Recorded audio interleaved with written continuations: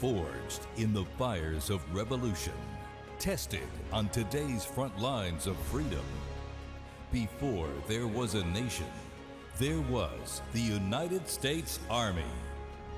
From the hallowed ground of Yorktown's first stand to the unwavering readiness at Fort Bragg today, and onward to West Point's next generation of leaders. For 250 years, one force has stood ready, unshaken, unmatched, unbreakable. And today, the legacy rolls on. This is the United States Army's 250th Anniversary Parade. Representing our joint forces, please welcome the Chairman of the Joint Chiefs of Staff, General Dan Kane.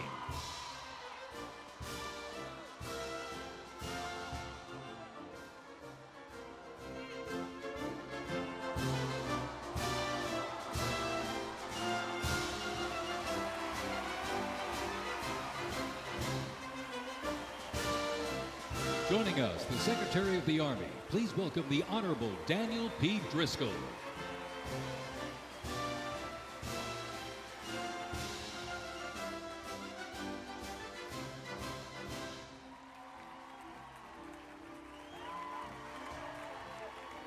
Ladies and gentlemen, please welcome the Secretary of Defense, the Honorable Pete Hegseth.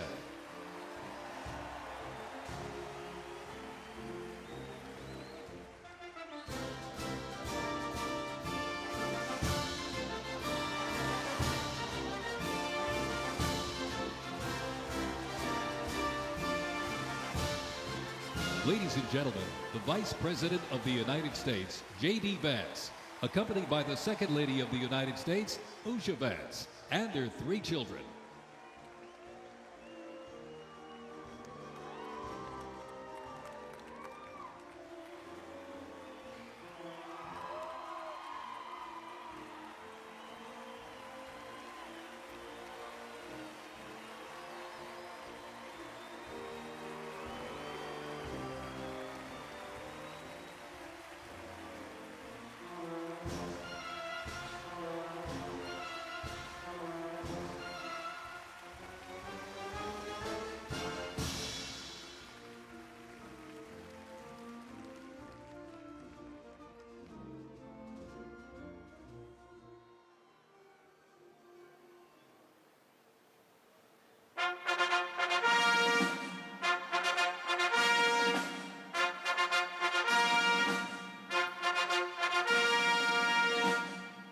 Ladies and gentlemen, please welcome the President of the United States, Donald J. Trump, and First Lady Melania Trump.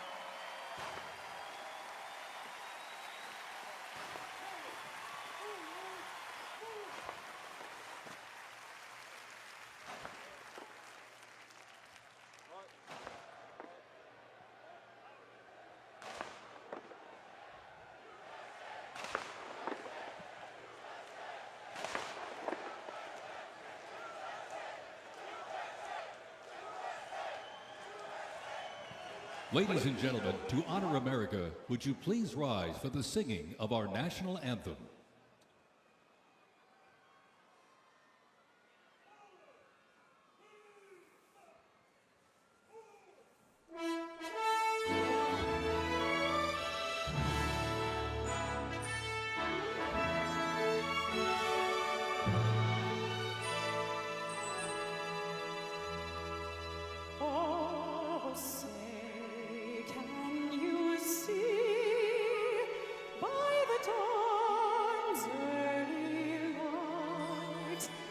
So proudly we hailed at the twilight's last gleaming,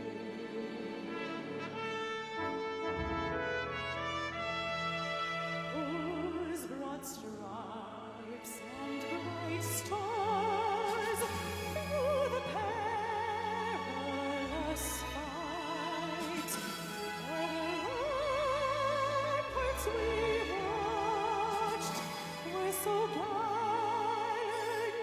streaming.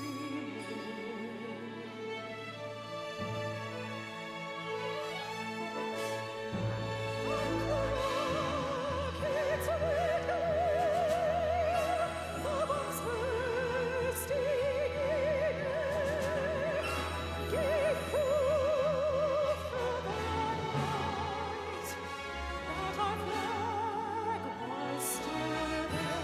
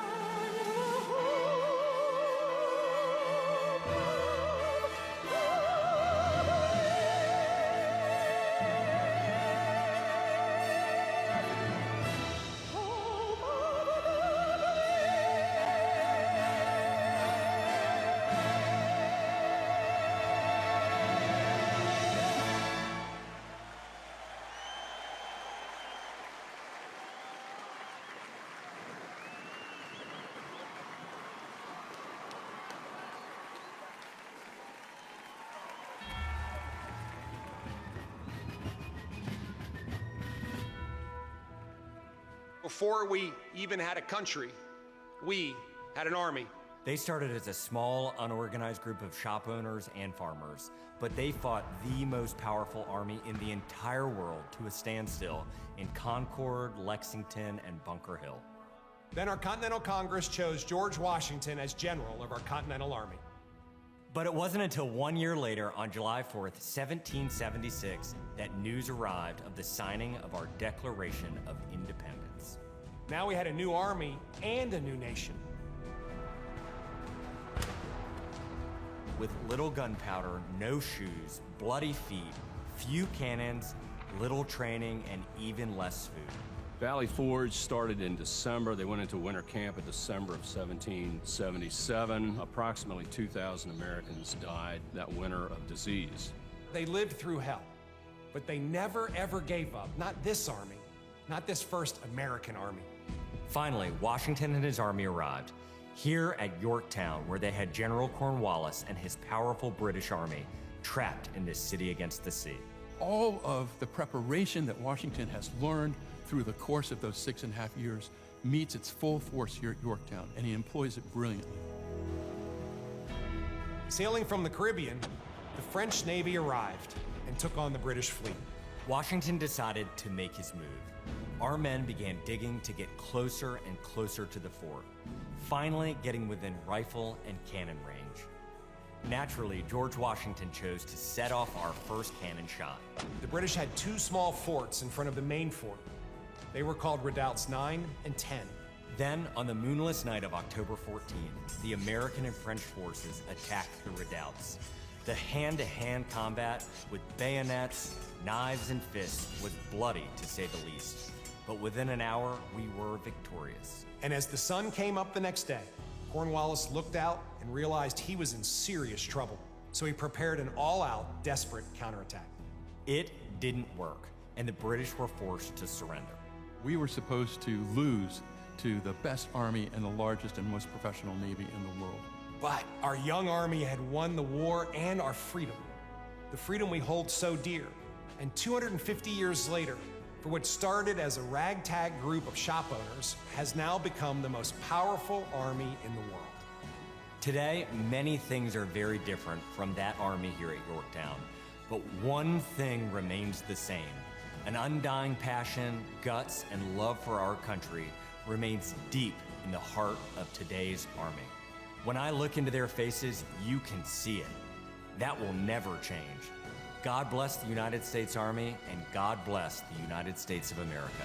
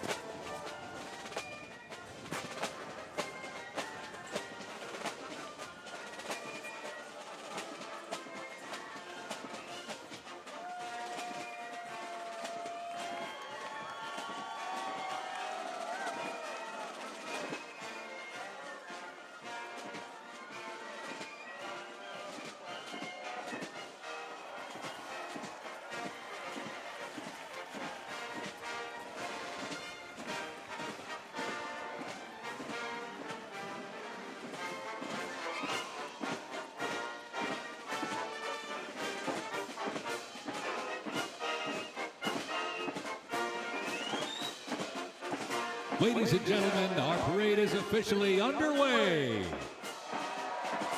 Up first, internationally renowned as one of the world's finest professional music organizations, the United States Army Band, Pershing Zone. They are the premier music organization of the U.S. Army, our nation's most senior service. Stationed at Joint Base Meyer-Henderson Hall, Virginia, it plays an important musical role in events of national and international significance. They were founded back in 1922 by Army Chief of Staff John J. Pershing. They're led today by Colonel Bruce R. Pulver and Drum Major Rob Moore. Today, Pershing Zone is playing a melody entitled The Army Goes Rolling Along. This was actually written in 1908 by the then Lieutenant Edmund Louis Snitz Gruber, which was a descendant of Franz Gruber, who composed Silent Night. It was originally written to be the 5th Artillery Regimental song titled The Caissons Go Rolling Along, and in 1956 the lyrics were revised by Harold Arberg as the official song of the U.S. Army, and then retitled The Army Goes Rolling Along. Pershing Zone carries on its century-old legacy, playing a march that brings pride to every soldier, the Army Song. The 3rd Infantry Regiment is the oldest active duty unit in the U.S. Army. Established back in 1784, the unit was dubbed the Old Guard by Major General Winfield Scott during a victory parade in Mexico City after the Mexican War. It is the U.S. Army's official ceremonial unit and presidential escort, conducting year-round tactical training to ensure the highest standards and utmost discipline of its soldiers. The unit routinely represents the U.S. Army and our nation in official ceremonies, major sporting events, and their own, the U.S. Army's own Twilight Tattoo. The Old Guard also maintains 24-hour vigil of the tomb of the unknown soldier, while also conducting funeral services honoring our fallen heroes in Arlington National Cemetery. The regiment's 50 campaign streamer stand is a testament to its long, faithful service to our nation. Ladies and gentlemen, the 3rd Infantry Regiment, the Old Guard.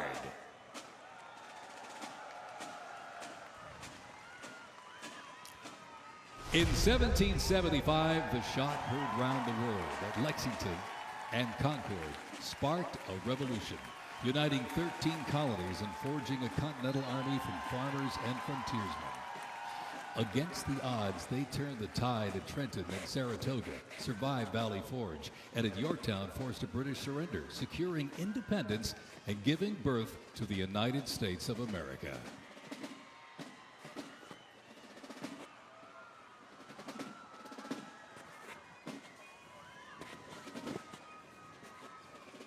Before radios and field phones, sound was the signal. In the Continental Army, fifes and drums carried commands across the chaos of battle, telling soldiers when to advance, when to retreat, eat, even when to rest. That legacy actually lives on today with the U.S. Army Fife and Drum Corps, part of the 3rd Infantry Regiment known as the Old Guard.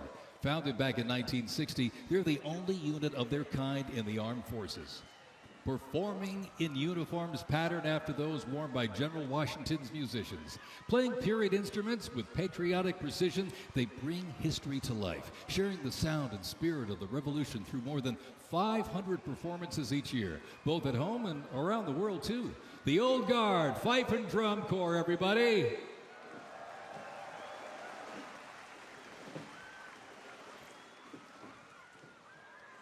And now, from high above, ladies and gentlemen, celebrating 250 years, your United States Army parachute team, the Golden Knights. Descending at over 120 miles an hour, the Golden Knights are using flexible wing gliders to maintain their formation. They open their main canopy simultaneously and negotiate the softest possible landing. I'll tell you, they can't hear you, but they sure can see you. You can give them a great big wave, ladies and gentlemen. The Golden Knights, the finest parachuting team in the world.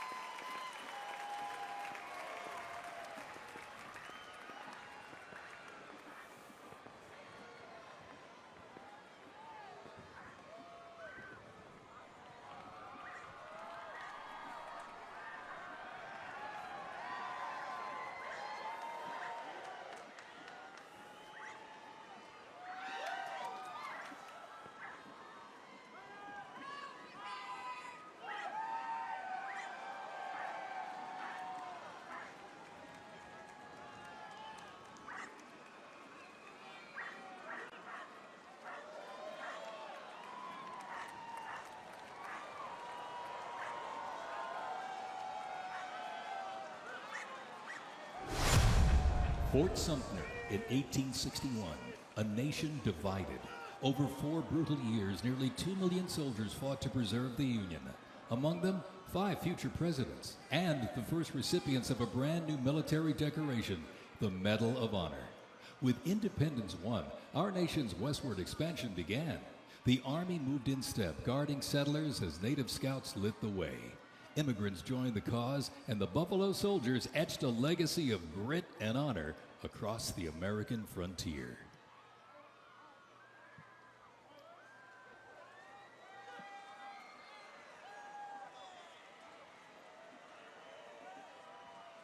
As they march by, a soldier's uniform signals their duty, their role, and their readiness. And by the late 1850s, official regulations outlined distinct looks, shaping the Army's identity and function across the force. Soldiers were issued 2 coats. One, a short sack coat for work and battle, with brass buttons and colored trim that marked their rank. Well, by war's end, that rugged sack coat became the soldier's uniform of choice. As the war escalated, volunteer enlistment surged. Congress authorized support for a force of up to 500,000 new troops, answering the call to preserve the Union. As they march by, representing the Civil War era of our nation's history, is the 4th Infantry Division based out of Fort Carson, Colorado.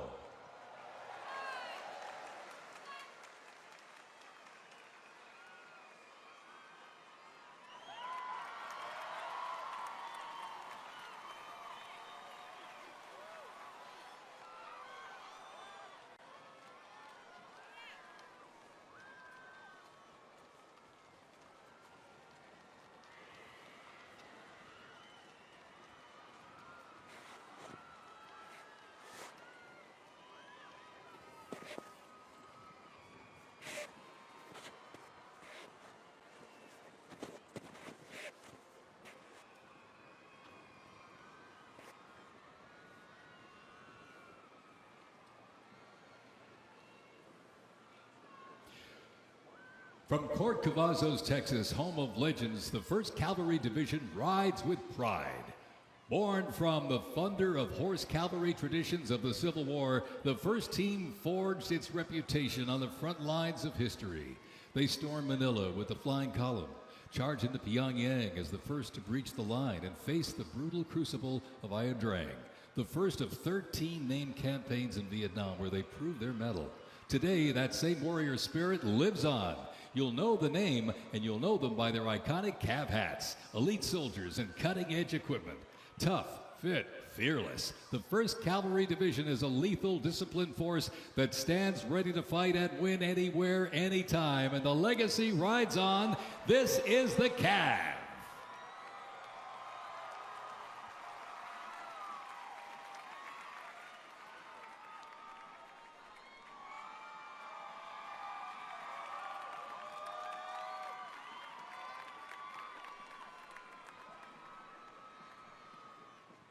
Special thanks to our sponsor, Lockheed Martin.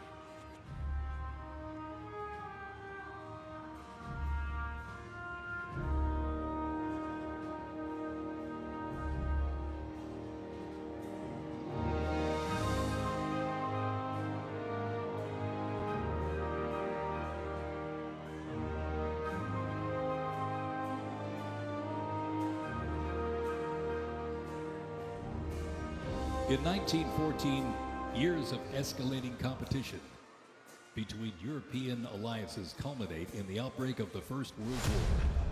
The two sides engage in the savage war of attrition, defined by opposing trenches, barbed wire, poison gas, and mass casualties.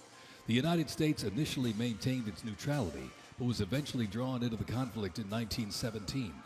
Despite having less than 130,000 soldiers at the beginning, the Army eventually grew to over 4 million, with nearly 2 million soldiers serving in Europe.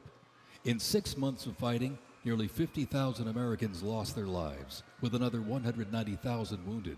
The guns fell silent with the armistice of November 11th, 1918.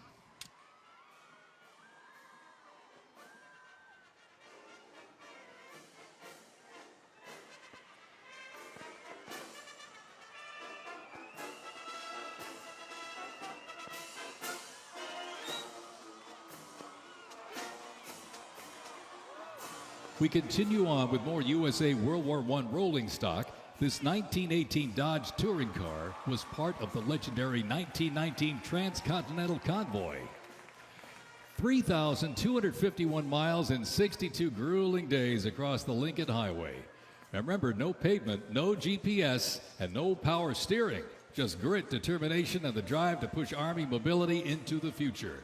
This car literally helped pave the way for the roads we rely on today.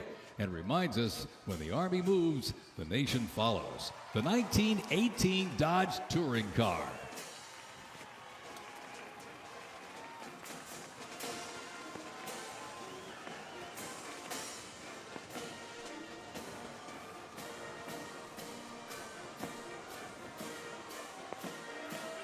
Headquartered in New York, this is the 42nd Infantry Division Band. At the start of World War I, the 42nd Infantry Division was formed with troops from 27 National Guard units, stretching across the country like a rainbow. Composed of skilled musicians from all walks of life and professional occupations, they perform a variety of musical genres. Though their mission is primarily a musical one, the members were ordered into active federal service back in 2004 in support of Operation Iraqi Freedom 3. The band has also served in support of numerous state active duty missions, including cleanup efforts following Hurricane Sandy, distribution support during COVID-19, and recently, support for New York State Corrections. Commanded by Chief Warrant Officer 2 Ethan Wagner and led by Drum Major Sergeant First Class Drew Gans, the band is performing Over There, written in 1917 by Broadway composer and recipient of the Congressional Gold Medal George M. Cohan. Representing the World War I era is the 82nd Airborne Division, based out of Fort Bragg, North Carolina. You'll notice the unit is wearing replica World War I uniforms signifying the soldiers who served our nation during this time. When the Americans entered the Great War, our soldiers, under the command of General Blackjack Pershing, hit the trenches in the new standard. It was the olive drab winter service uniform. Now on their heads, you'll see a steel helmet with sand-textured paint built to deflect deadly shrapnel from above. Not bulletproof, but battle tough. Nicknamed the Pershing boot, on their feet was the M918, 1918 Prez Trump boot. It was designed to survive the brutal grind of trench warfare. And on their backs, the field pack, rations, ammo, first aid, and a gas mask. Everything a doughboy needed to fight and to win.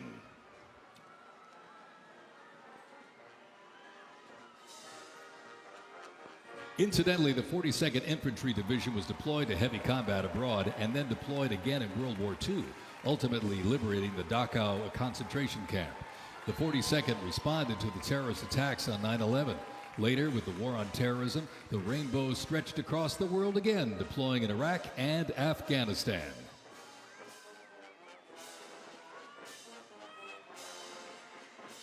Thundering into view, the pride of Fort Sill, the U.S. Army Artillery Half Section. This is literally powered by horsepower and heritage. This elite ceremonial unit honors the legacy of the Army's horse-drawn artillery. With precision, discipline, and 6 majestic horses pulling a vintage 1918 caisson, the half section keeps tradition alive and rolling strong. Representing the power, pride, and precision of America's field artillery, this is Fort Sill's finest, ladies and gentlemen.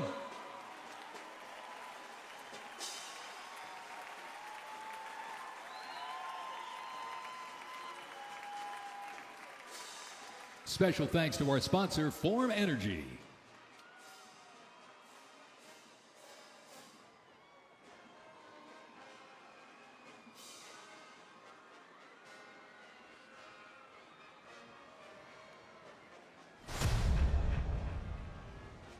World War II, a global fight for freedom.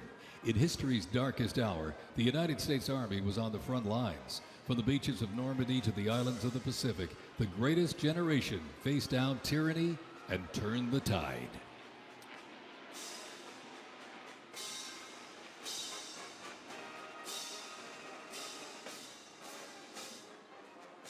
From bombers to fighters to transports, U.S. Army aircraft started to thunder across the skies in World War II. And take a look up there, ladies and gentlemen. Flying overhead right now, they are fast, they are fierce, and famously used in the Doolittle raid over Tokyo. Leading up front, the mighty B-25 Mitchell. Up next, the Cadillac of the sky, the P-51 Mustang. From the sky, we're back down on the ground. In World War II, one vehicle led the charge, the legendary quarter-ton 4x4 command recon vehicle, the Jeep. You might have a Jeep in your driveway, but not like this. The U.S. Army truck quarter-ton 4x4 Command Reconnaissance, better known as the Jeep, was an iconic vehicle of World War II and was the world's first mass-produced four-wheel drive vehicle. The Army used the Jeep for almost every military activity, including command vehicles, scout cars, and medical ambulances. Fast, rugged, the Jeep became a symbol of American ingenuity.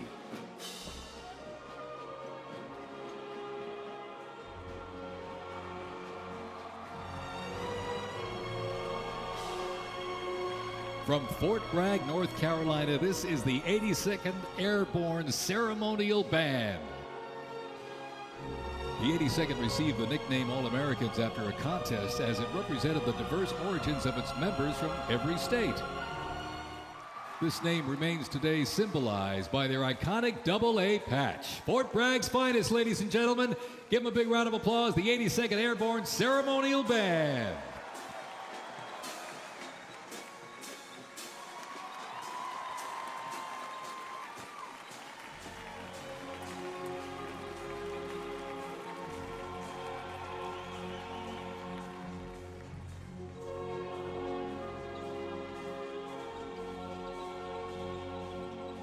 In a global fight like World War II, the U.S. Army knew our troops needed more than courage.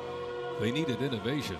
Uniforms evolved for every environment, but olive drab remained the mark of the American soldier. Shaped by lessons from the trenches of World War I, the Army introduced two battlefield essentials: the M1 helmet, tough, stable, and built to protect under fire, and the M1 Garand rifle, powerful and fast. It gave American troops a very clear edge. General George S. Patton called the M1 rifle the greatest battle implement ever designed, and history proved him right.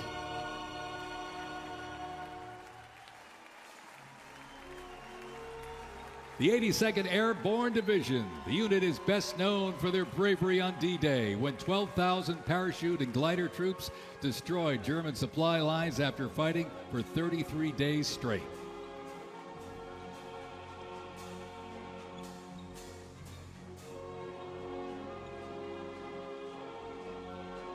The 101st Airborne Division, based out of Fort Campbell, Kentucky, traces its lineage back to 1918 when it first established as the 101st Division. Known for their ability to rapidly deploy across the world, the unit has held a crucial role in operations since its inception. From parachuting behind enemy lines on D-Day to leading helicopter assaults in Vietnam, the 101st redefined modern warfare. In the 50s, the Screaming Eagles stood tall at home, protecting the Little Rock Nine during the fight for civil rights. In recent decades, they've been sent across the world with stints as far as the Middle East, where they took part in Operation Desert Storm and participated extensively in the war on terrorism in Iraq and Afghanistan. The Screaming Eagles continue to lead the way as tomorrow's division in today's Army.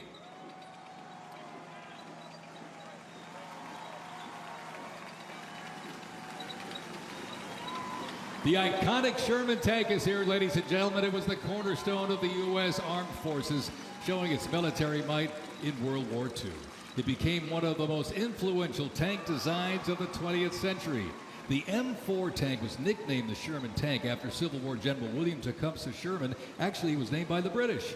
With almost 50,000 produced during World War II, the Sherman tank was in active service until 1957. In World War II, the M16 half-track was a force to be reckoned with. It was a self-propelled anti-aircraft weapon with speed, firepower, and grit. Nicknamed the Meat Chopper, its quad 50 caliber mount could unleash 2,300 rounds a minute. Quite devastating. It served through Korea, Vietnam, and beyond, and remains in use in U.S. allies to this day. The M16 half-track brings the fight wherever it rolls.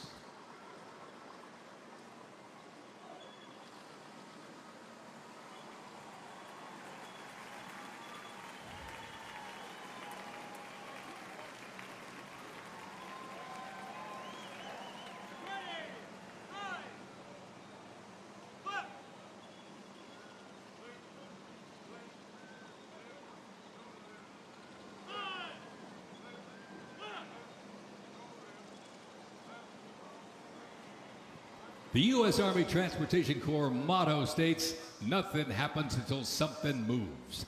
That was never more true than with this. Look at this, the 2.5-ton Chevrolet Deuce and a Half. It can move up to 10,000 pounds of cargo and was the backbone of the Red Ball Express that kept the Allies supplied after D-Day in World War II.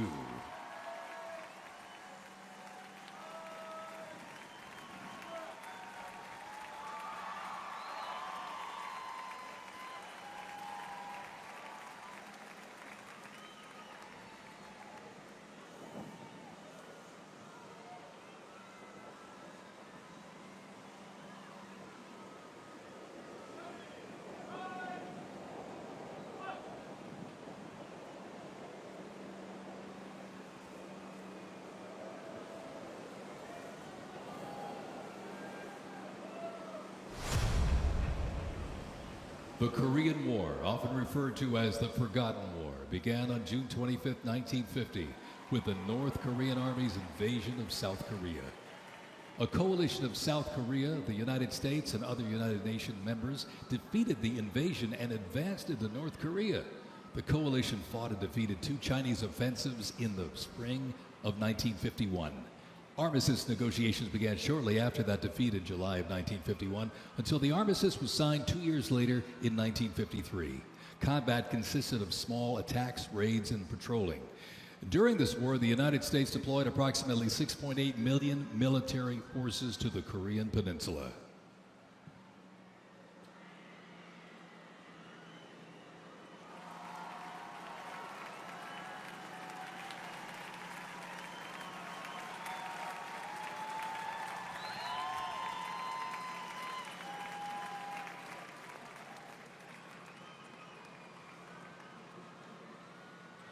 Special thanks to our sponsor, Coinbase.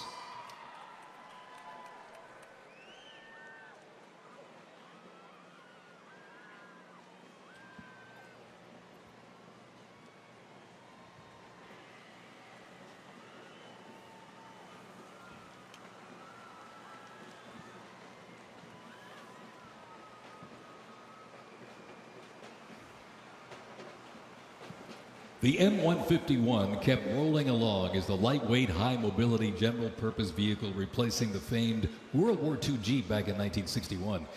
Officially named the Military Utility Tactical Truck, or MUT, most servicemen generally referred to it as a Jeep.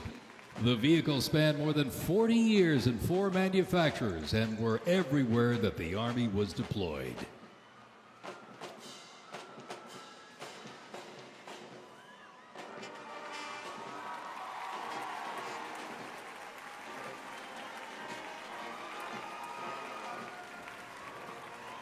Another rolled by earlier, and at 2.5 tons, this Deuce and a Half, the M35A2 classic military transport truck, was a mainstay of the U.S. Army for decades, particularly during the Vietnam War and Operation Iraqi Freedom. The Deuce and a Half proved its value moving cargo, supplies, and soldiers. Its capabilities include up to 5,000 pounds off-road and 10,000 pounds on-road, making it ideal for moving just about anything. In the jungles of Vietnam, the U.S. Army faced a new kind of war. Helicopters became the new workhorses of battle, delivering troops, firepower, and supplies into some of the most unforgiving terrain on Earth. This is the U.S. Army in Vietnam, the era of air mobility, fierce firefights, and unwavering brotherhood.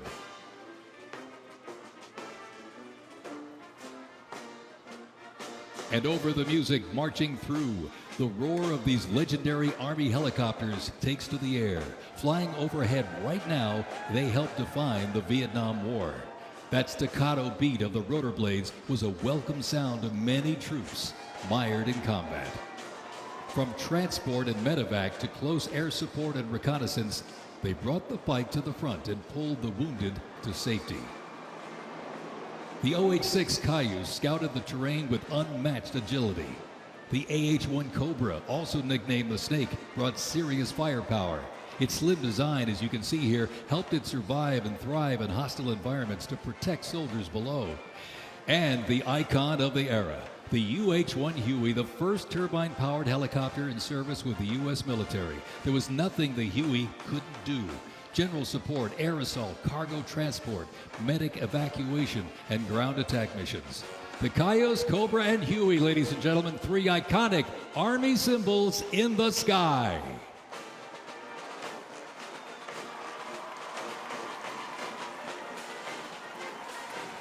The 1st Cavalry Division Band, based out of Fort Cavazos, Texas, has played a vital role in U.S. military history. Since its origins back in 1855 as the band of the 2nd Cavalry, it has supported operations from the Civil War to Desert Storm. Over time, it's evolved into a powerful force, using music to strengthen bonds between soldiers and engage with communities. From World War II in Korea to the Vietnam War in Bosnia, the 1st Teen Band has enhanced morale and upheld the division's enduring legacy. Today, the band continues its mission using music to shape perceptions, foster trust, and promote national Army and division interests. Standing ready to serve, it remains an enduring symbol of the 1st Cavalry Division's legacy and commitment to duty. The band performs Hit the Leather and Ride, a march composed by Captain Robert Meredith Wilson. This piece reflects the cavalry's transition from horses to mechanized warfare, capturing the speed, the resilience, and the tradition of the division. From Fort Cavazos, Texas, everybody, the 1st Cavalry Division Band.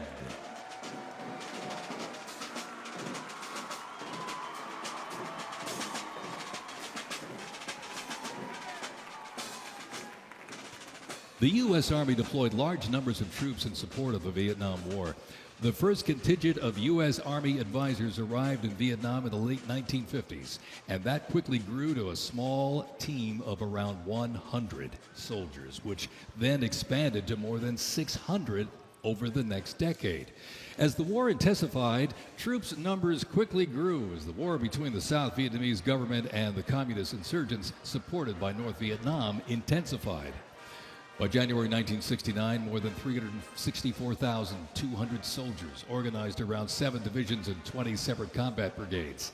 The United States began withdrawing its forces in July of 1969, and the last Army combat unit left South Vietnam in August of '71.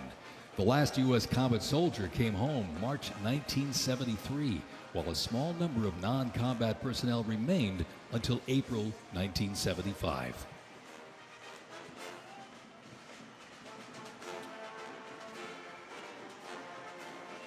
Representing the Vietnam War era is the 101st Airborne Division, based out of Fort Campbell, Kentucky.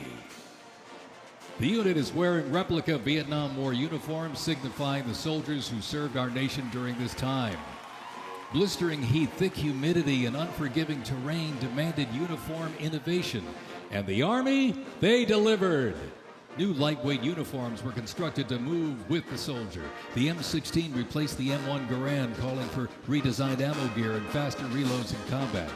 Body armor got smarter, jackets and trousers got lighter, and field equipment was reimagined to meet the mission head-on. Gone were the heavy Mickey Mouse boots, replaced by canvas tropical combat boots that offered better grip, faster drying, and all-day endurance.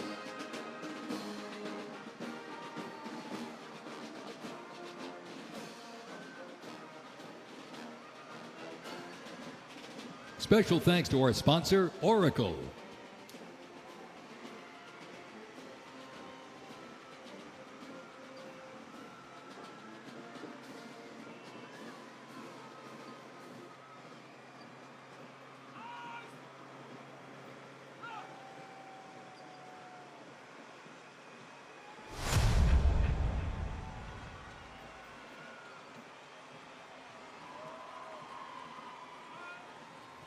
When Saddam Hussein's Iraq invaded Kuwait in August 1990, the U.S. Army deployed to Saudi Arabia to deter further Iraqi aggression in the region for what was known as Operation Desert Shield.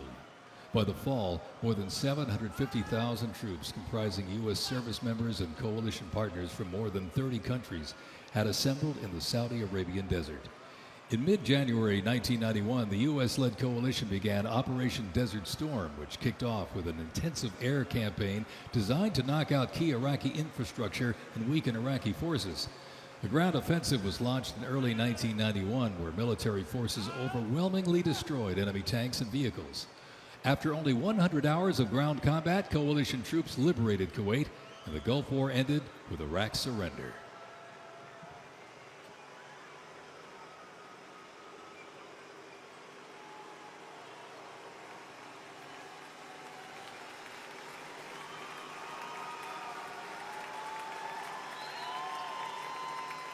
From Fort Riley, Kansas, this is the 1st Infantry Division, one of the Army's most storied divisions. Nicknamed the Big Red One because of the distinctive red on their unit patch. As the oldest continuously serving division in the U.S. Army, the unit has participated in every major operation since World War I, living up to its motto, no mission too difficult, no sacrifice too great, duty first.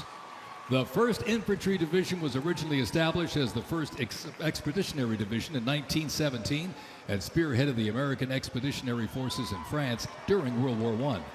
In World War II, the Fighting First stormed Omaha Beach on D-Day and liberated Nazi concentration camps. The highly decorated unit has had 37 members of the Big Red One awarded the Medal of Honor. In Washington, D.C., the 1st Division Monument stands in President's Park, memorializing those who died while serving in the 1st Infantry Division. Ladies and gentlemen, they are the Big Red One, the 1st Infantry Division.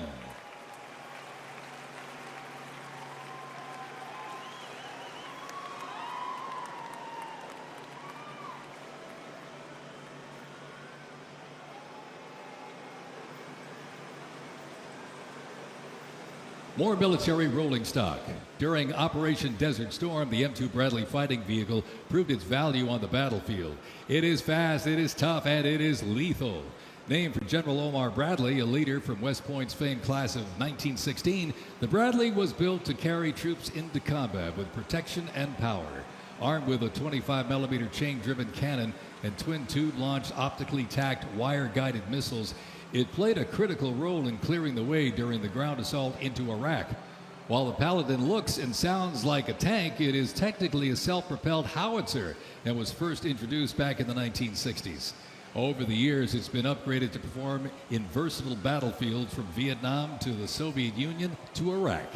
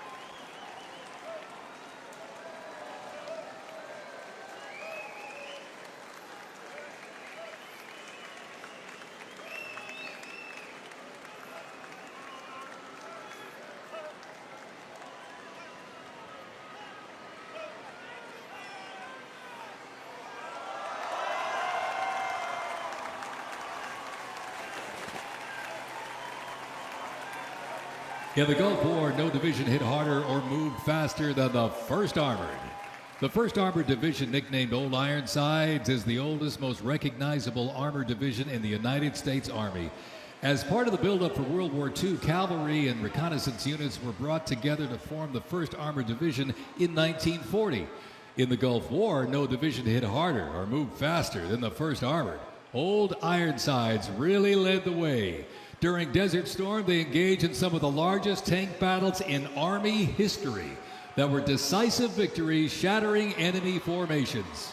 Based in Fort Bliss, Texas, America's Tank Division is currently supporting missions in 20 countries across 5 continents. From World War II to today, Old Ironsides remains battle-proven and always ready.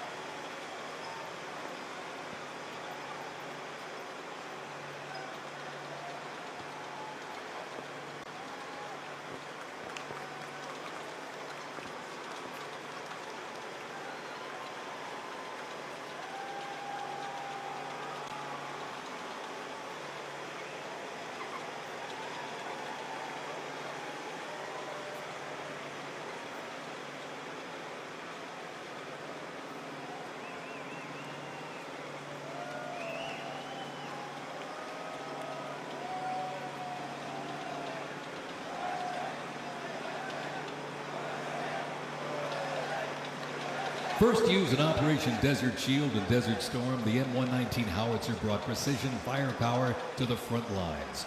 Lighter and more mobile than larger artillery, it was built for the infantry brigade, able to fire high into the air or directly at the target depending on the mission.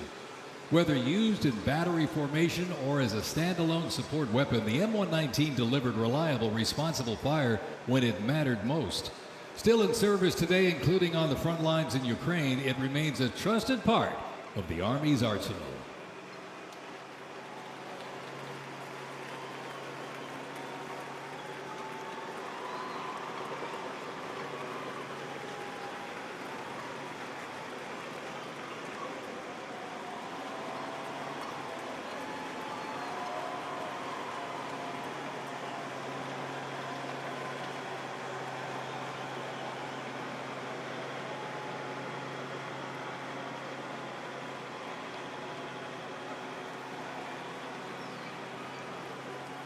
Special thanks to our sponsor, UFC.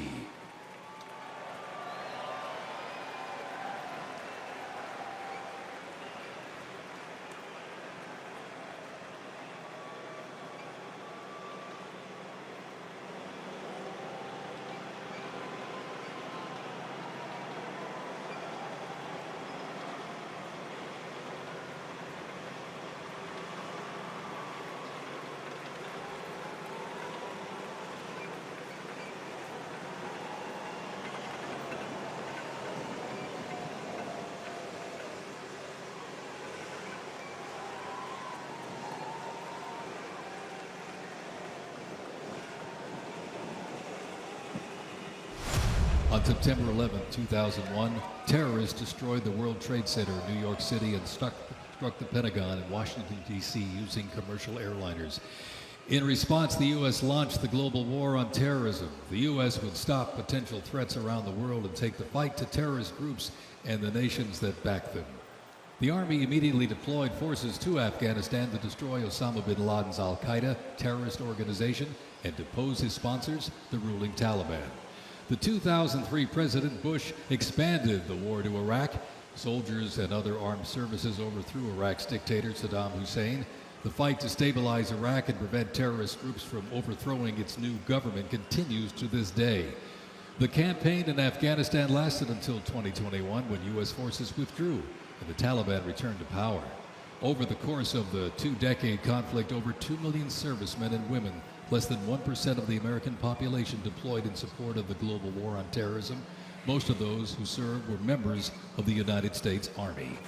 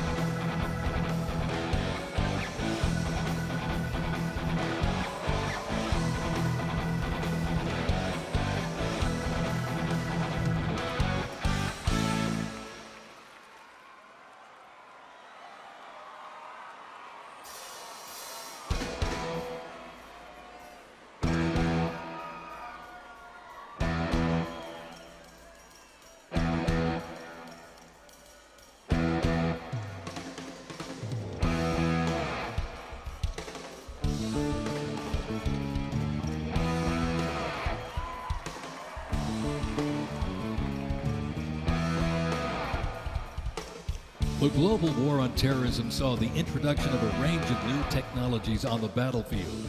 The 8-wheeled Stryker armored combat vehicle is the first new military vehicle to enter service in the U.S. Army since the Abrams tank back in the 1980s. The vehicle was developed to fill a gap in the Army's inventory between a lighter infantry and heavy armored unit. The Stryker armored combat vehicle enables the team to maneuver in close and urban terrain, plus provide protection in open terrain and transport infantry quickly to critical battlefield positions. The first Stryker vehicles were fielded back in 2002 with the 1st Stryker Brigade combat team deploying to Iraq in 2003.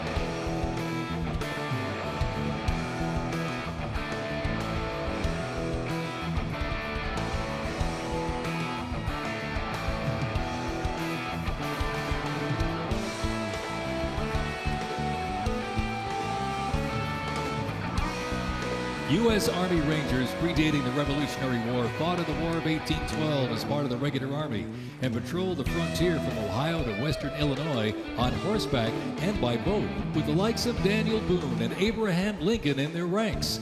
After the 9/11 terrorist attacks, Rangers were called upon to lead the way in the global war on terrorism. As part of the U.S. Army Special Operations Command, the 75th Ranger Regiment, based out of Fort Bragg, North Carolina, represents a lethal, agile, and flexible force capable of conducting many complex joint special operations missions. Today's Rangers Regiment is the Army's premier direct action raid force.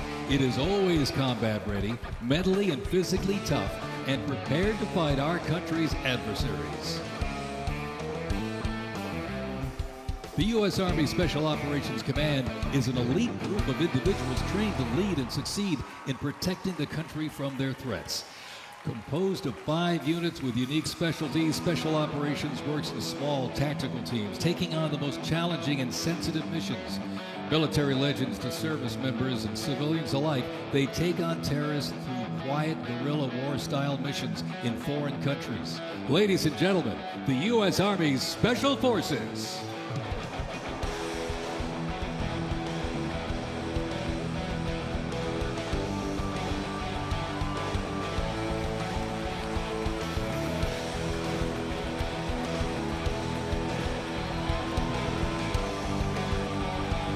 The Stryker Brigade Combat Team combines the capacity for rapid deployment with survivability and tactical mobility.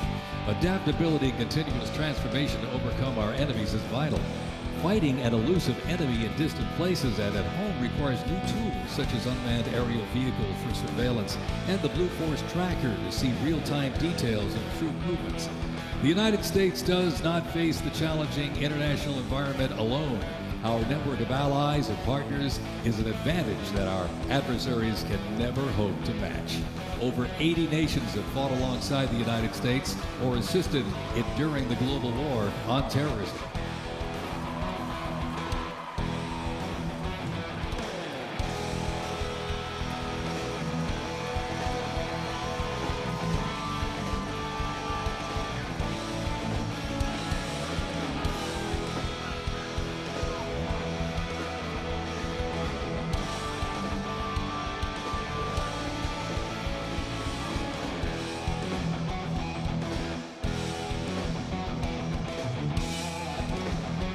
The 10th Mountain Division's climb to glory began with its establishment as the 10th Light Division in July 1943, the only one of its size in the U.S. military to receive specialized training for fighting in mountainous conditions. After periods spent inactive as a training division and as a standard infantry division, the unit returned to its roots in 1985 when it regained its Mountain Division designation. In the 1990s, the division participated in numerous humanitarian and peacekeeping operations. During the War on Terrorism, the 10th Mountain Division proved their mettle as light fighters through repeated deployments to Afghanistan and Iraq. Now, since 2002, the 10th Mountain Division, based out of Fort Drum, New York, has been the most deployed regular Army unit. Its combat brigades have seen over 20 deployments to both Iraq and Afghanistan in support of Operation Iraqi Freedom and Operation Enduring Freedom. To show America's military might, they have one purpose: to deter war and, if ordered, defeat the enemies of the United States of America. They are the 10th Mountain Division.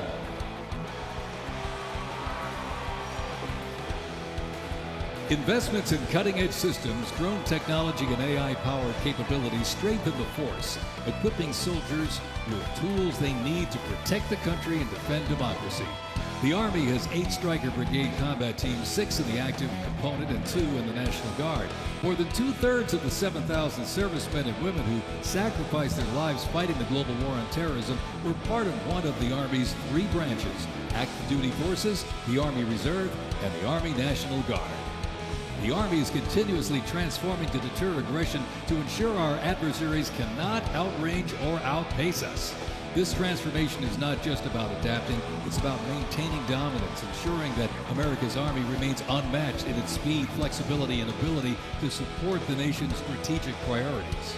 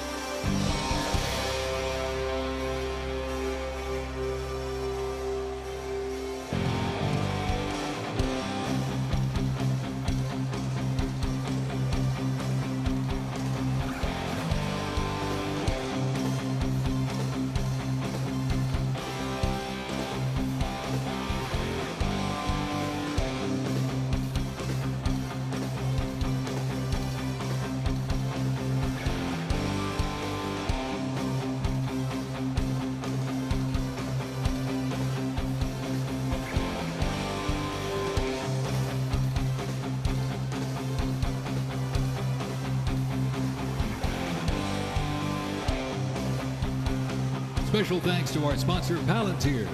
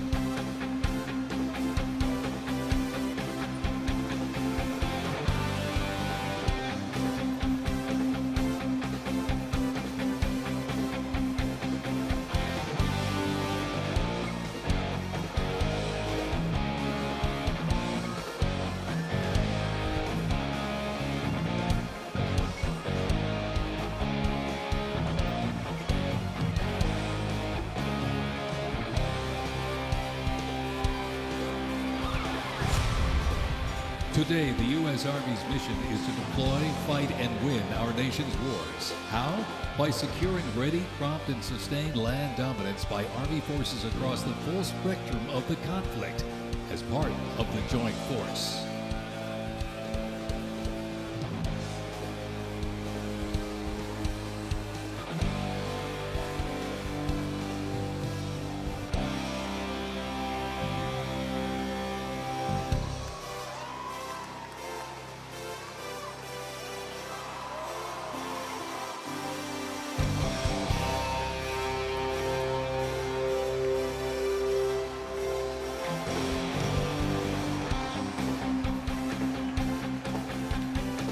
Keeping the Army forces battle-ready and nimble makes transportation for the U.S. Army a very vital element. Spread across the parade today, numerous fighting vehicles, some designed for very specific functions and others for flexibility, but they all must be maintained. With over 200,000 trucks alone, wheeled vehicle mechanisms ensure that the fleet of vehicles are ready, and these mechanics get the job done. This convoy starts with the M777, a lightweight howitzer. These lightweight howitzers may not look particularly lightweight, but are made from titanium. They are 7,000 pounds lighter than their predecessor, the old M198. Used by the Army since 2005, the M777 is currently being used in Ukraine. Weighing only 4,700 pounds, the M119 howitzer is smaller and is used by infantry brigades, particularly for air assault missions. It was first used in Operation Desert Shield and Desert Storm in 1991 and is also seeing active use in Ukraine.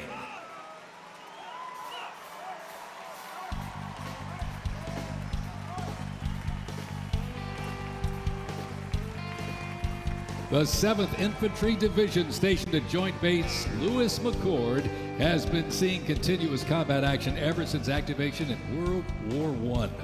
From Europe to the Aleutian Islands, Japan, Korea, Afghanistan, and the Pacific, the Bayonet Division boasts a proud history of answering the call of its motto, "Trust in Me," with resolute dedication.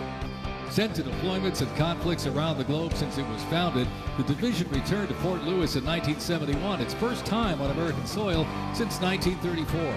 The 7th Division, originally called the Hourglass Division due to their patch design, gained the nickname Bayonet Division during their deployment to Korea in June of 1950.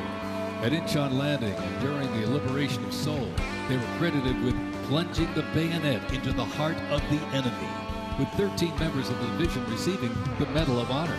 The 7th enables and sustains the combat readiness of 2 Stryker Brigade combat teams and a combat aviation brigade.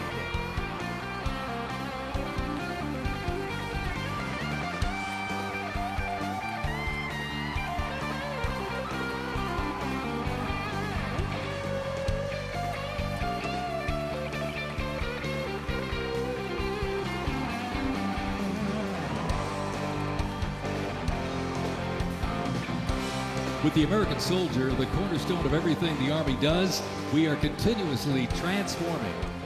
Army careers span the spectrum from attorneys to astronauts and mechanics to engineers. The Army's greatest asset is our people, the finest men and women our great nation has to offer, with a myriad of talents that make us stronger.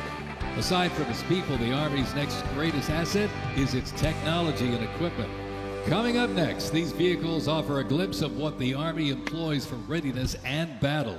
The portable howitzers and the portable Abrams tank were used extensively in the Gulf War, along with Bradley tanks and the infantry squad vehicle.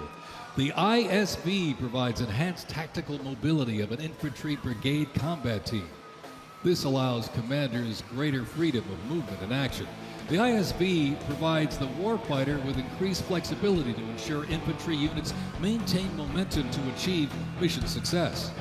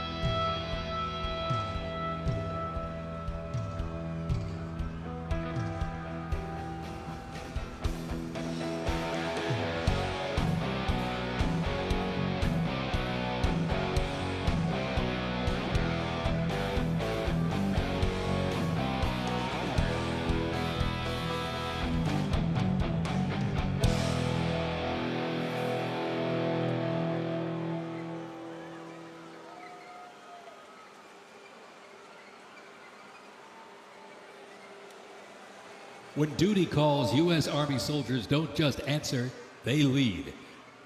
From Fort Bragg, witness a powerful demonstration of strength, purpose, and the unmatched capability of today's Army.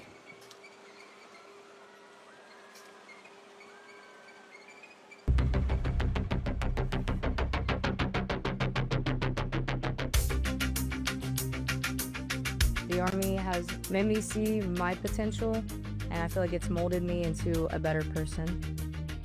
I grew up in a very patriotic household. My grandfather, he served in World War II, and his brother, my uncle, served in Vietnam. I can do this. If they can do this, I can do this.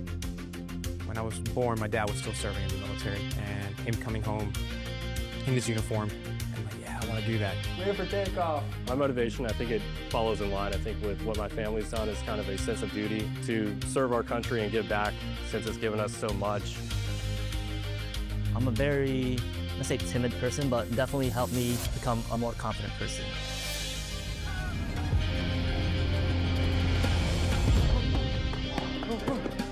Working with a group with my peers, it really shows how much working with a team can strengthen you. All right, ready to go? Ready to go. I derive a lot of purpose from serving others. I think serving something bigger than myself gets me out of bed every day. Yeah, keep going up, keep up.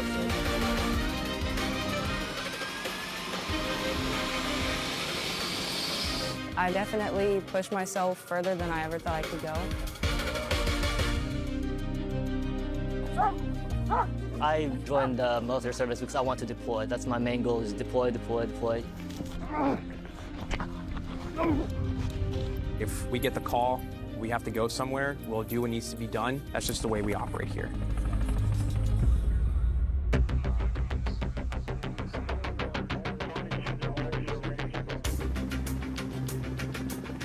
This is one of the few jobs in the nation where we all take an oath to say, I'm willing to put my life on the line for you, and they're willing to put their life on the line for me.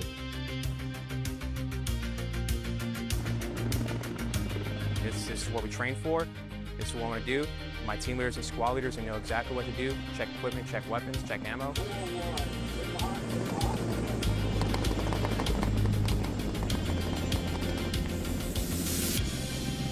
We're always ready to deploy within 18 hours and handle the mission that's us.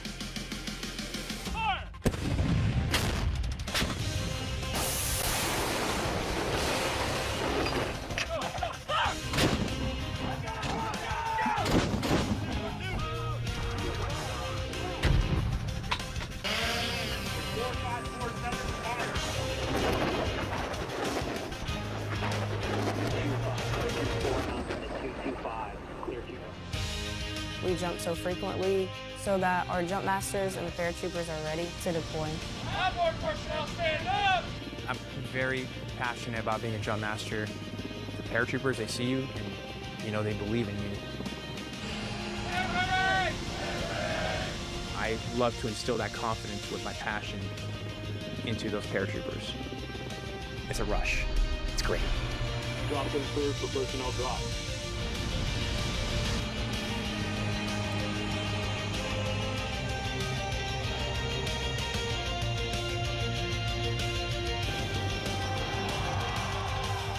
This week we honor 250 years of valor and glory and triumph by the greatest fighting force ever to walk the face of the earth, the United States Army. For 2.5 centuries, our soldiers have marched into the raging fires of battle and obliterated America's enemies. I love the Army. It is a great place to set yourself up for success, to prepare yourself for the future. God bless you, God bless our soldiers, and God bless the U.S. Army.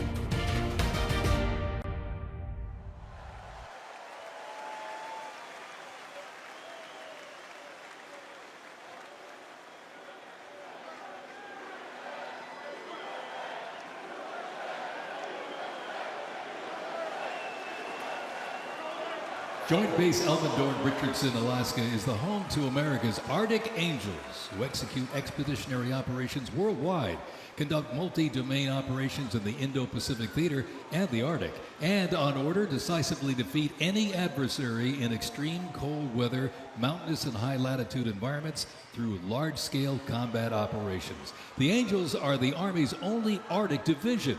Masters of Arctic warfare, the 11th serves worldwide in all climates. Established in November of 1942, the Angels of the 11th Airborne Division led the way in the Philippines during World War II and spearheaded an amphibious invasion of Luzon and distinguished themselves during the liberation of Manila. After periods spent inactive and stationed in Germany from 1963 to 65, the division operated as the 11th Air Assault Division with the mission of testing and refining the Army's helicopter-centric air mobility doctrine. Activated once again in June of 2022, they remain dedicated to defending America's interests throughout the Arctic, in Alaska, and beyond. The 11th Airborne Division, America's Arctic Angels.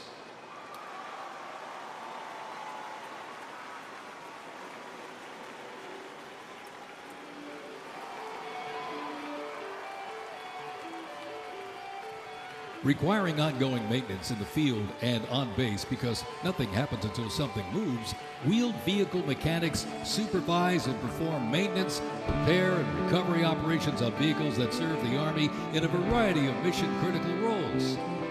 Included in the array of mobile artillery such as Paladins and the Abrams tank is the Joint Light Tactical Vehicle known as the JLTV. It's highly adaptable, providing protected and sustained mobility for personnel and payloads. The JLTV is known for its off-road capability while providing armor against small arms and improvised explosive devices. The JLTV right there.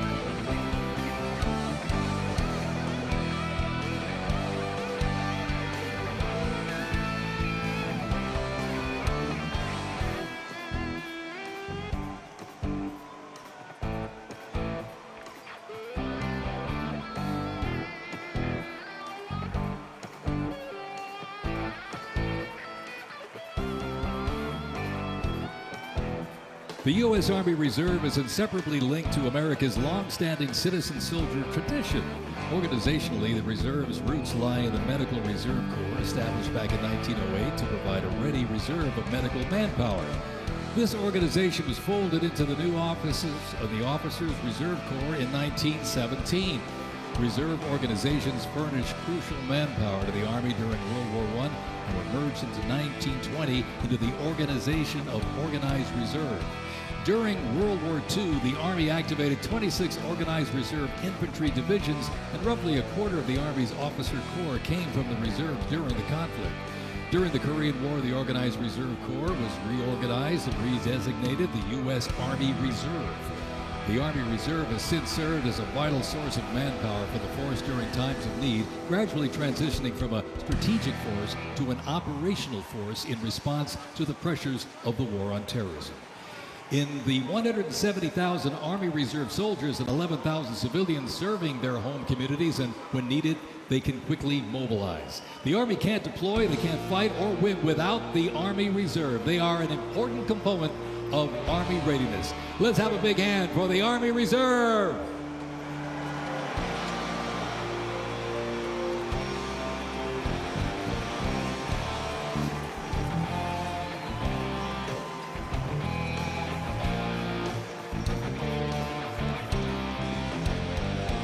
Today and tomorrow's Army looks to increase safety and survivability, create efficiency, and streamline processes. The Stryker is a great example of assessing evolving needs and developing the solution. Strykers provide a balance between heavy armor and infantry brigade and combat teams.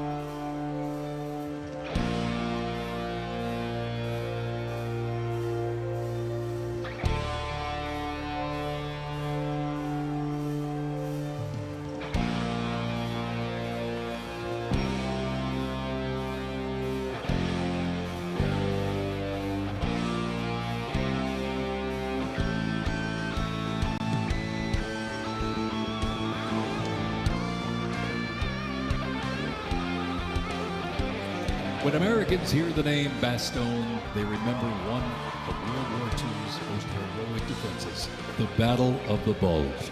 Surrounded by German forces in the frozen forests of Belgium in December 1944, soldiers of the 101st Airborne held the line.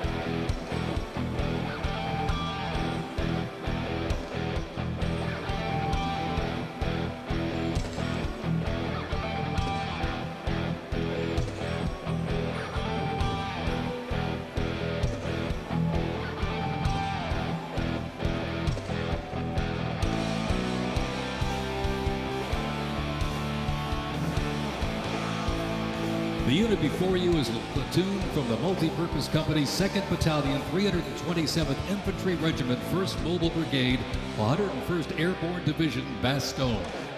They are showcasing the Army's Transformation in Contact Initiative, a program that allows the Army to rapidly test, evaluate, and equip our soldiers with the newest technologies. Modern, mobile, and mission-ready, the Bastogne Brigade continues to adapt to new threats while staying rooted in the fierce resilience that defined its birth.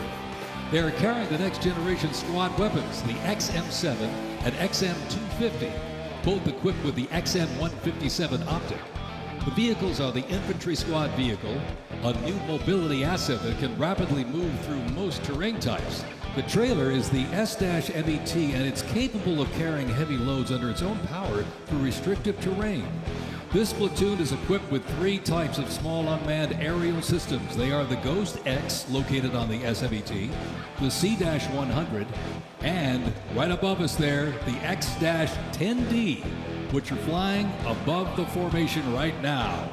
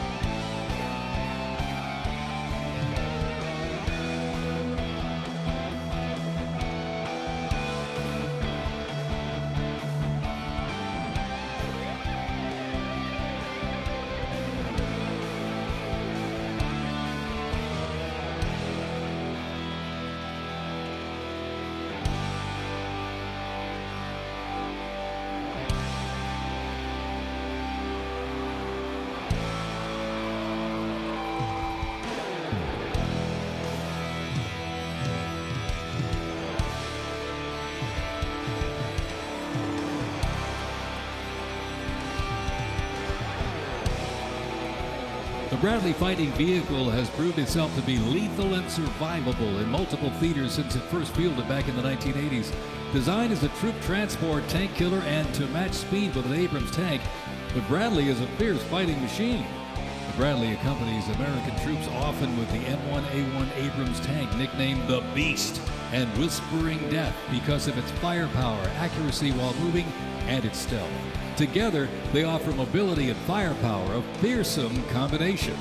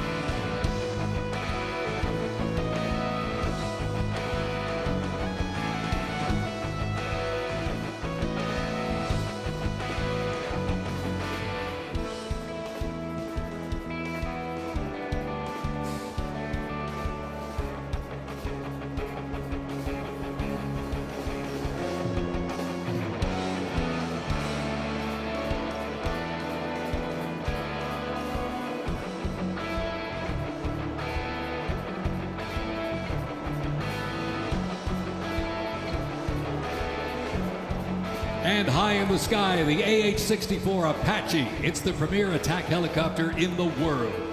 The Apache entered service in the mid-1980s and continues to evolve and modify to meet worldwide threats.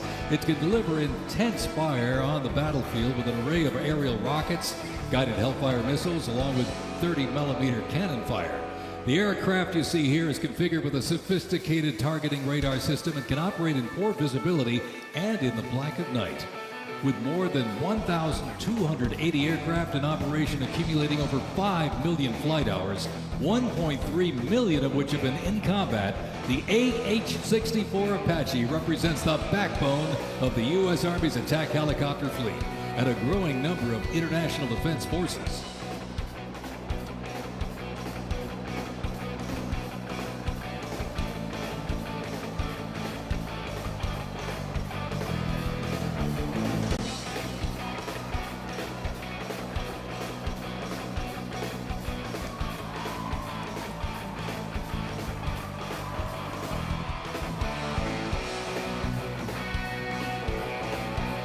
Special thanks to our sponsor, Lockheed Martin.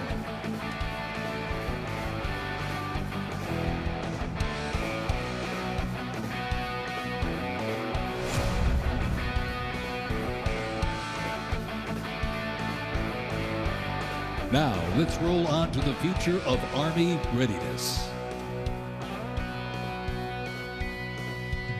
The Army Research Laboratory robot dogs reflect the latest in Army innovation. Look at this. Much like a true canine, these robots can go where soldiers cannot. They have increased mobility, improved tactical awareness, reduced risk to soldiers, and enhanced teamwork. Replacing soldiers, robot dogs can explore terrain that may be difficult for soldiers to traverse, dispose of explosive ordnance, and act in defensive posture or aggressive capacity when armed.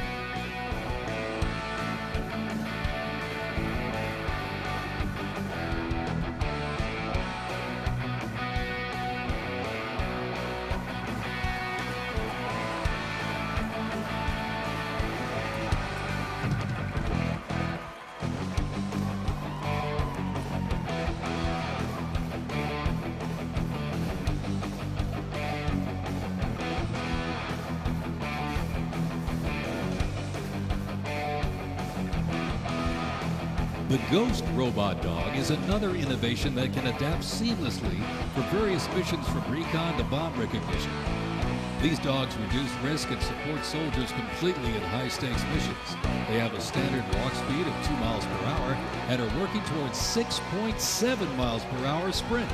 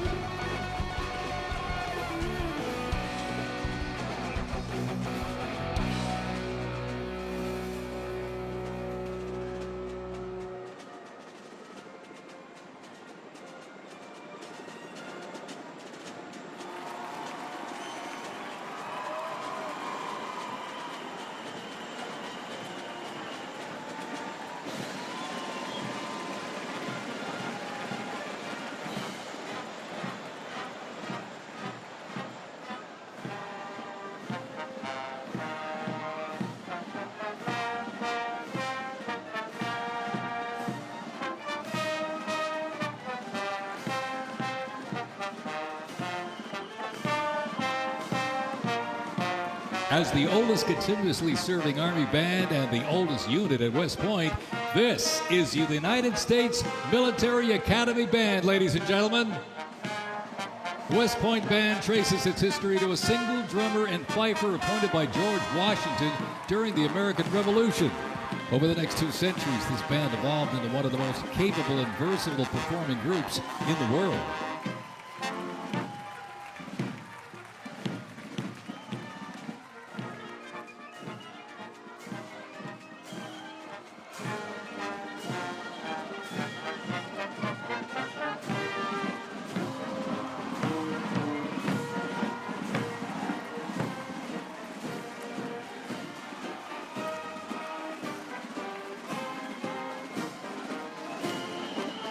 one of the most prestigious institutions in the world where leadership is forged and duty becomes destiny. This is West Point, where Army leaders are made. With the motto of duty, honor, and country, West Point trains the best and brightest to serve their country as Army officers. Founded back in 1802 by President Thomas Jefferson, West Point is the home of the Long Gray Line, a legacy of courage and excellence that includes 77 Medal of Honor recipients, 2 U.S. presidents, Grant and Eisenhower, and numerous generals, including John J. Pershing, Douglas MacArthur, and Norman Schwarzkopf.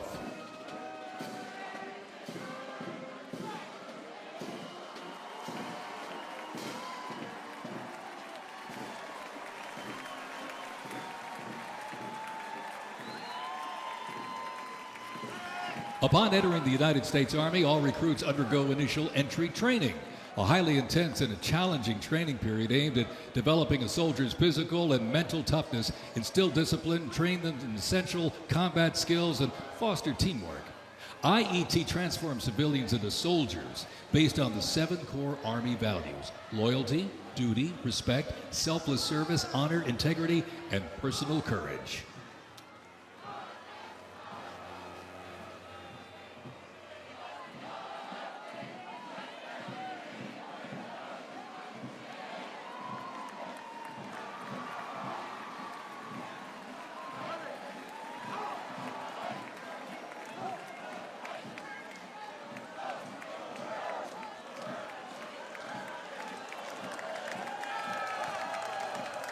The Virginia Military Institute, on a mission to produce citizen soldiers, men and women educated for civilian life, prepared to serve their country in the armed forces.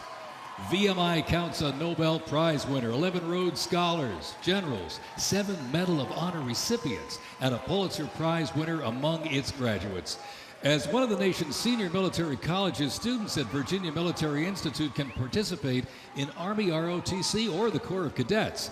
While cadets in the Corps can serve in any branch of the United States military or pursue other careers, those in Army ROTC earn their commission as officers, ready to serve on active duty in the National Guard or Army Reserve.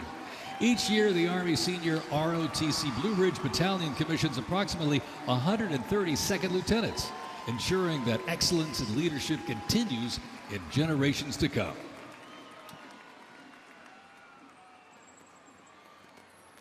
The Citadel, the Military College of South Carolina, offers students the opportunity to participate in Army ROTC or the Historic Corps of Cadets.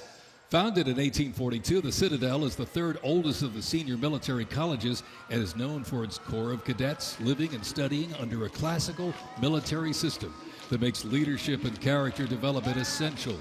While military service is not required at graduation, more than 120 students earn their commission each year through the Army Senior ROTC Palmetto Battalion, playing a vital role in shaping the future.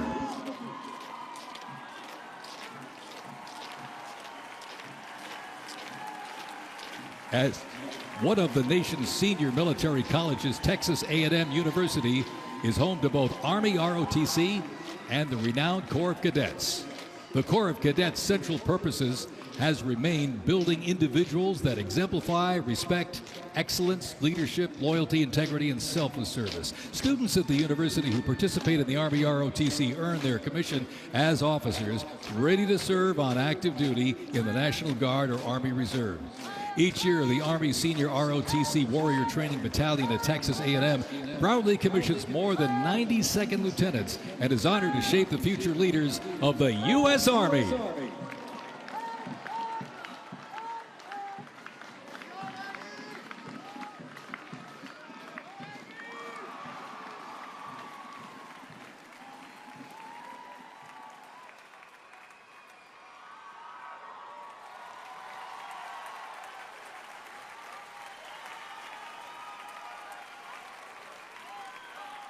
In a powerful display of commitment, these future soldiers will raise their right hand and take an oath of enlistment, pledging to serve our nation. This joint formation is proudly led by the Joint Task Force, National Capital Region, and the Military District of Washington Retention Team.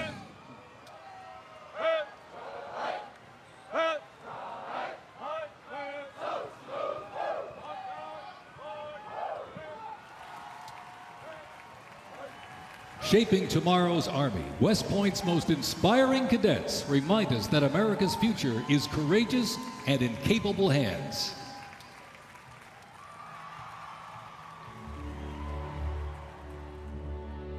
The pride to serve my country knows that I'm doing it not for myself. Every day I put on the uniform, I'm not just representing Caroline Robinson. I'm representing my company here at the Academy. I'm representing West Point. I'm representing the United States Army, and ultimately, I'm representing the United States of America. I really came to West Point because belief in the American dream and giving back to our country. You're a part of something that is much bigger than yourself. You're a part of a tradition of excellence and a legacy that's connected not only to the Academy, but to the American Army. I'm surrounded by people who want to make themselves better and serve our country. Excellence is their baseline, and that to me is what it means to be a West Point cadet. From the earliest days of our nation, this supreme tradition of American military service has been passed down from soldier to soldier and generation to generation, and it's a beautiful thing to watch. My brother preceded me here, and originally I didn't really know what West Point was until he came. But when I saw the mission that they were committed to, of upholding the principles of American democracy and protecting the Constitution, I knew it was somewhere I had to be. Every time that we lived outside of the United States, I always developed this sense of gratitude and pride of being an American, and I wanted to give back to my country what it gave to me. And it wasn't until I zipped up the blouse and I put the belt on for the first time that I realized that I was going to be serving my country, and it felt right. West Point was the place that I needed to be, and more importantly, the Army was where I wanted to be. I just looked to the left and right over basic training and realized that we all had the same American patch on our shoulders, that we're all fighting for the same thing. I mean, there was no better feeling in the world knowing that every single person around you is committed and willing to die for that mission. You came for excellence, you came for duty, you came to serve your country, and you came to show yourselves that you are among the smartest, toughest, strongest, most lethal warriors ever to walk on this planet. What excites me the most about my future in the Army is the opportunity that I'm going to have to give back to the American soldiers that I'm going to be leading. Because ultimately, they don't get to choose. And to me, it's that burden of responsibility to be the best leader. And as a young officer, that's going to be exactly what I get to do. I was the cadet basic training first detail for the first 3 weeks. And I got to see the new cadets come in from their families' homes and being in process on their very first day and watching them grow so quickly. I would do all the formations, and I looked out at these 1,000 new cadets, people who just come out of high school. They were completely different people. I don't think there's another institution in the country like West Point where the student body is so committed to furthering the mission of America and ensuring our democracy and freedom for generations to come. I'm really surrounded by the best of the best, and that's when I realized this is a place that I absolutely want to be. West Point itself is an amazing institution, but it only provides opportunities. The people here have to choose to take those opportunities and grow and lead and serve. And the people here want to do that. And I'm proud to be a part of that. And I would tell any high schooler who is considering it, you won't regret it.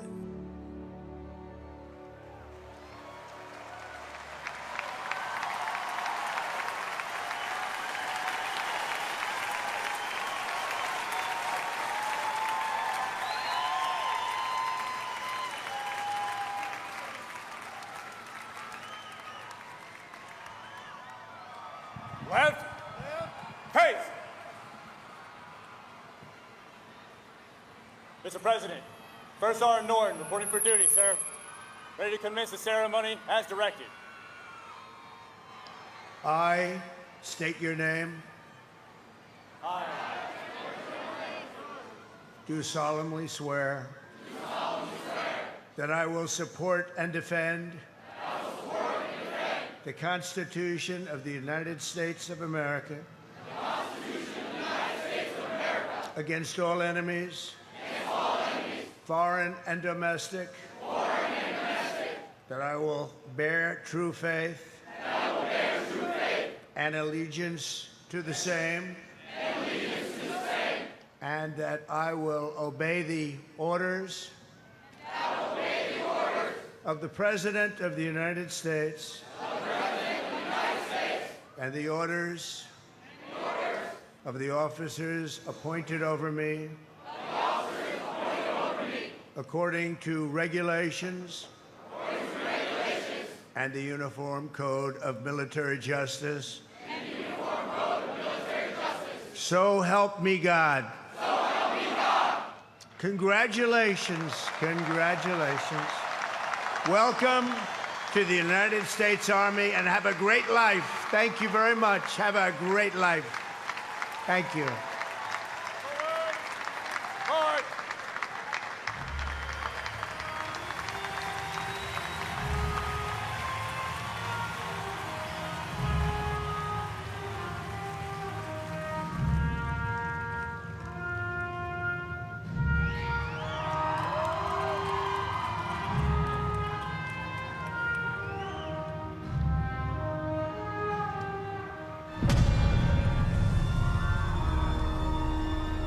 Ranger School is the best life insurance policy for our Army. It will always end with two people facing off with each other, and we need young leaders to be able to close with and destroy the enemy and defend our nation's interests forward. Surrender is not a Ranger word. It's not an option. I know that I'm not going to be able to get to do this again. This is my chance. It all starts at the legendary Ranger School, the crucible where these elite warriors are forged. It has been described as the longest approved gut check in the Army. Over 62 days, students will patrol hundreds of miles over mountains and through swamps under the crushing weight of their equipment. All the while, they are deprived of both food and sleep, forced to perform at the very edge of their physical limits. But it's not just the physical challenges that make Ranger School so intense.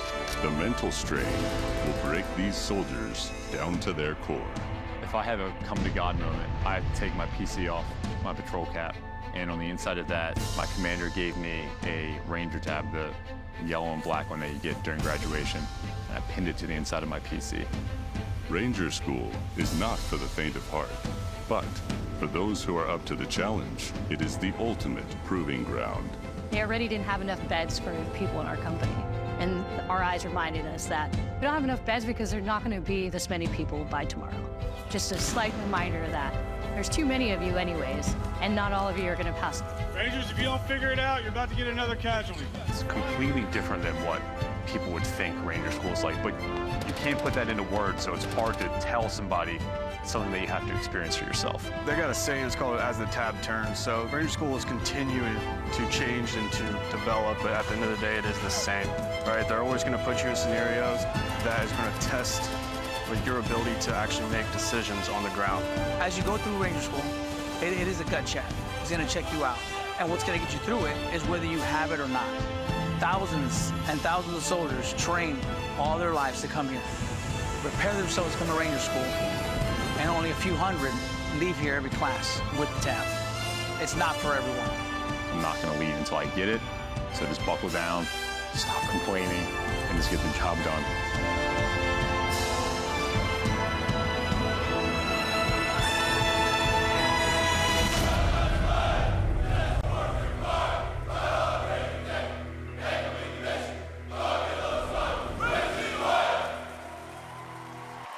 Please welcome country music sensation and proud supporter of our troops, Warren Ziders.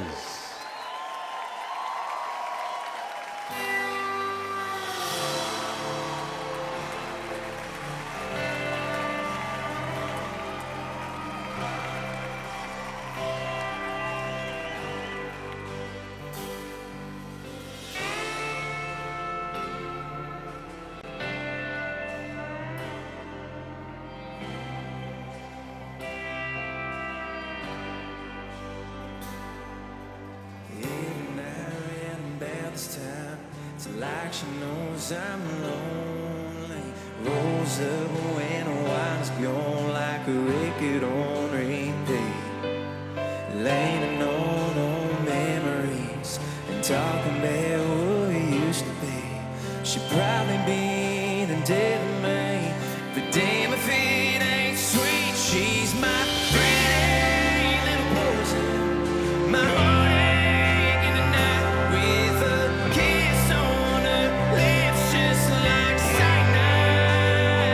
Yeah.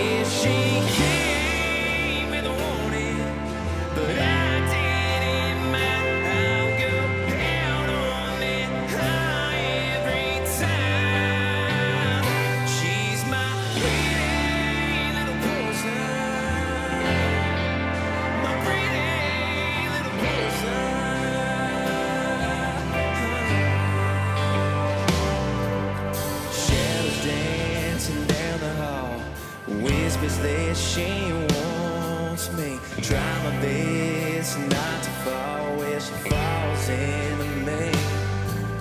We all need some kind of fix. For me, she's the one to pick. Nothing else will do the trick. She's all I need. She's my pretty little poison. My heartache in the night with a kiss on her lips just like cyanide. Yeah, she came with a warning, but I didn't mind. I'll go out on that high every time. She's my pretty little poison. My pretty little poison.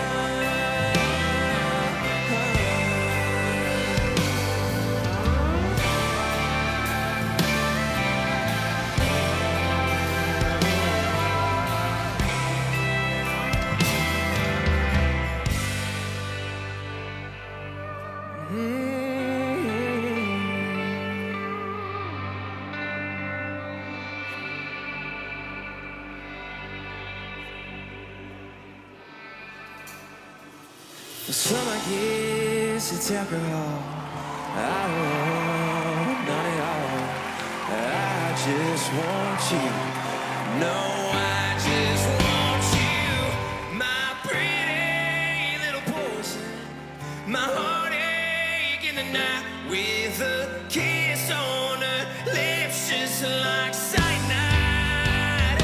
Yeah, she came with a warning, but I didn't mind. I'll go out on that high every time.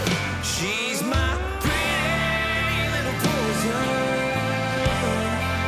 My pretty little poison. She's my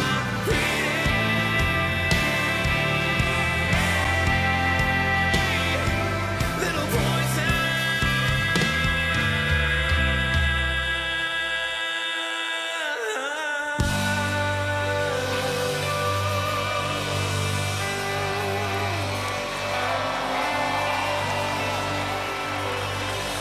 Thank you. I'm not gonna lie, y'all. I'm nervous, but I would just like to say thank you so much for having me here tonight. I am just so fortunate to be here in front of y'all, and thank you guys so much for what you guys do. And honestly, happy birthday, y'all. Happy birthday.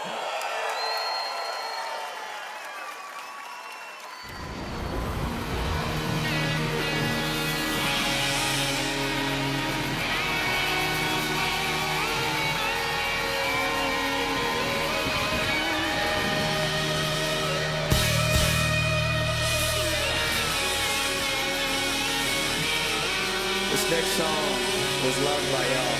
So if you know the words, please sing along. The song's called Ride the Lightning, y'all.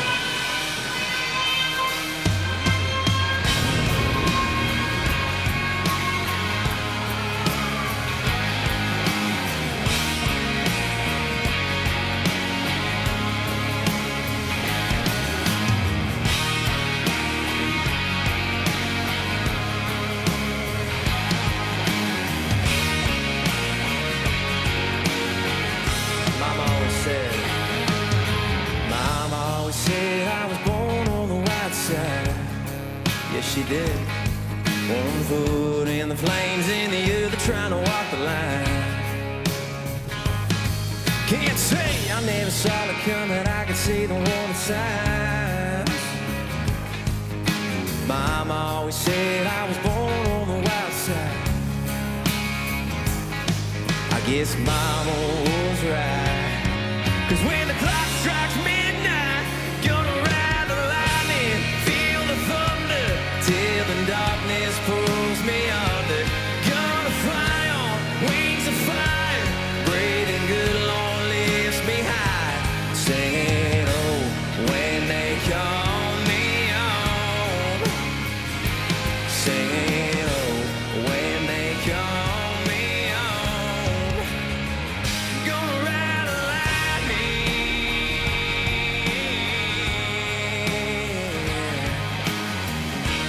'Cause see you singing, my friend. There's a man in a black coat standing at a crossroads with a pen in his hand and a long list of lost souls. They say he flips a coin, fools let the fools go. There's a man in a black coat standing at a crossroads. I hope he lets me pass by when I close my eyes. Gonna ride the lightning, feel the thunder, till the darkness pulls me under. Gonna fly on wings of fire, breathing good, Lord, lifts me high. Singing, oh, when they call me home. Singing, oh, when they call me home. Gonna ride the lightning, ride the lightning, ride the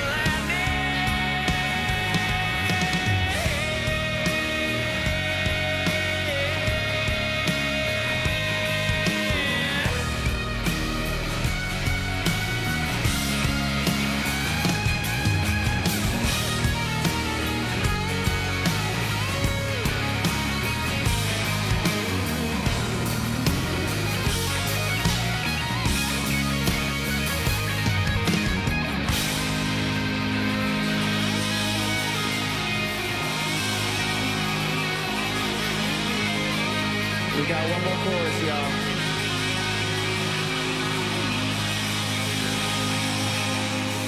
Gonna ride the lightning, feel the thunder, till the darkness pulls me under. Gonna fly on wings of fire, breathing good, Lord, lifts me high. Singing, oh, when they call me home. Singing, oh, when they call me home. Gonna ride the lightning. Gonna ride the lightning.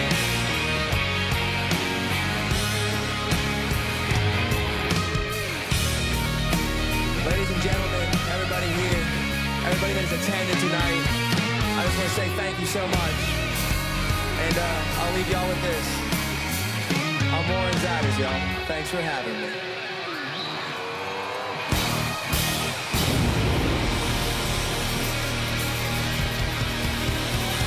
It has been my honor, ladies and gentlemen. I really mean that. Thank you so much. Happy birthday to the Army. Happy birthday to our President, Donald Trump. Amen, y'all. God bless America, baby!